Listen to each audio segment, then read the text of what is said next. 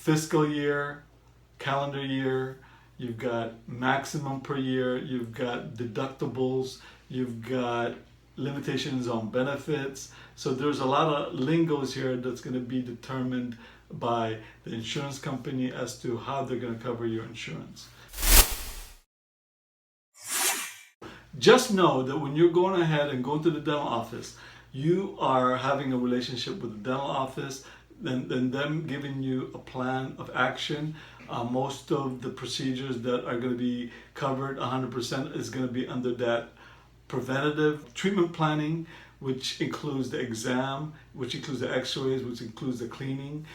If you have dental benefit, those will be covered for most people, and they're going to be covered most of the time at 100% if you have dental insurance. So if you've got a procedure that is fillings, amalgam silver fillings or composites, those are going to be covered at 80%. That means that the insurance company will pay $80 out of every $100, so your portion would be $20. And then on the major, they will cover 50%. So if a procedure was $100, they will cover $50, and then your portion would be $50. Now, the other thing that has to be calculated, every year there's always going to be a deductible. And most deductibles that we see are how much? $50, and that is if you do a basic or major procedure, that's what the insurance takes out of $50 usually. We're looking at, before you get that procedure in, you have to meet certain deductibles. So we're looking at $100 sometimes for deductible. We're looking at a $50 deductible. Sometimes the insurance company will say you have a family deductible. And so it's important to know these little nuances of dental insurance, dental benefit, so you could start calculating what my portion would be.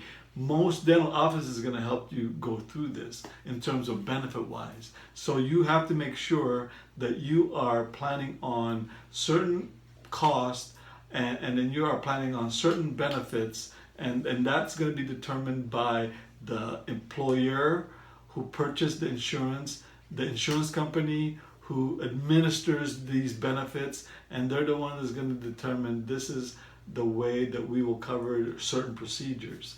Based on the information that you are providing the dental offices, your group number, your ID number, and the insurance company, they could go ahead and get all this information so that by the time you have a treatment plan, you could go ahead and have that information in front of you as to how much the insurance benefit that will help you provide that treatment for you and how much your portion will be, so you could go ahead and get that treatment. Either it's going to be braces, dental implants, fillings, or just an exam, cleaning, and x-rays.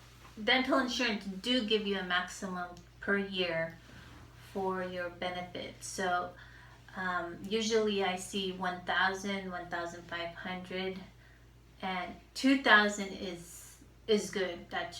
That's rare, but 2,000 to 2,500 it's rare, but usually it's 1,500. Yeah, so most of the dental benefit, which is usually what year, there's a year calendar. Yeah. January to December, or June to May 31st. Yeah, so there's a calendar year that they provide these benefits, or they do fiscal years, which depending upon where they start that fiscal year. So it's either going to start January, which is the calendar year, all the way to the end of December, or they're going to go ahead and determine that based on the fiscal year that they're going to set that date.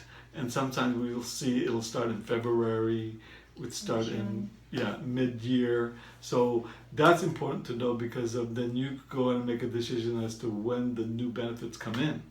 So fiscal year, calendar year, you've got maximum per year, you've got deductibles, you've got limitations on benefits. So there's a lot of lingos here that's going to be determined by the insurance company as to how they're going to cover your insurance.